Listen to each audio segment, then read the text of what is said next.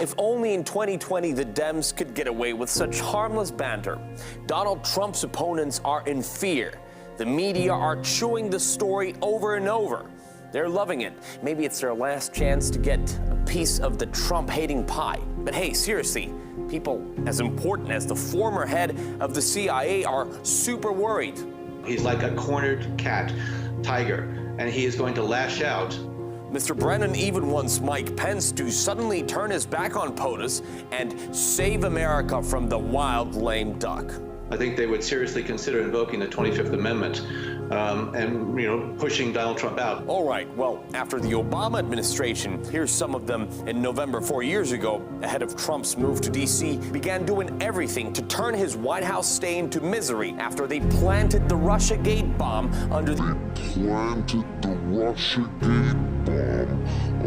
Oval Office chair to play on his nerves throughout the whole term. What should you expect if not revenge? Contacts between President-elect Donald Trump's advisors and Russian officials. He's alone in being unwilling to accept the view that this was done by the Russians. Trump is already acting like a Russian. With one phrase on their mind, that is, he's got nothing to lose, pundits are trying to calculate the likelihood of spoiler moves. Their meeting framed by Friday's Justice Department indictment of 12 Russian agents for election meddling and the judgment of U.S. intelligence agencies, including Director of National Intelligence Dan Coats, that Russia interfered. President Trump asked, who do you believe, President Putin or the U.S. intelligence community? His answer? People came to me, Dan Coats came to me and some others. They said they think it's Russia. I have President Putin. He just said it's not Russia. I will say this, I don't see any reason why it would be. And the president complimenting an offer from Putin. Instead of turning over the indicted Russian agents, Russian officials would question the agents themselves, with special counsel Bob Mueller present. I have great confidence in my intel.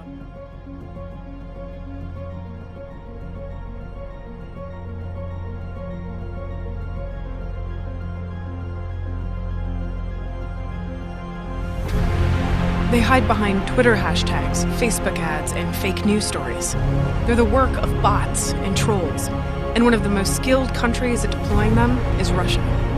So how do these entities actually work to spread disinformation? We asked two experts.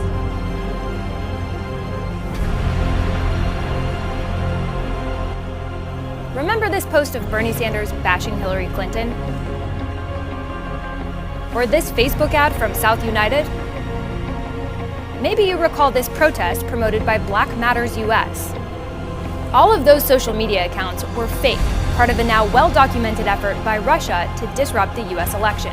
But an investigation by the Wall Street Journal has found that the Russian outfit that made them, the Internet Research Agency, aka the Troll Factory, wasn't just using social media to undermine the electoral process, which Russia denies. Welcome to the 59. I'm Roger Chang. I'm Joni Salzman. Yesterday, Facebook CEO Mark Zuckerberg dropped a big update about how the social network is combating political meddling. Joan, what are the details? So Zuckerberg said that Facebook would be taking down more than 270 pages and accounts run by the Internet Research Agency, or IRA. If you're wondering, why didn't Facebook already do this? And that's because it had, but up until this point, most of Facebook's takedowns had been designed to prevent the IRA from interfering in foreign elections. This time, Facebook is taking down the IRA's pages and fake accounts and all accounts that are targeting people living in Russia. So is this enough, or is this too little too late for Facebook?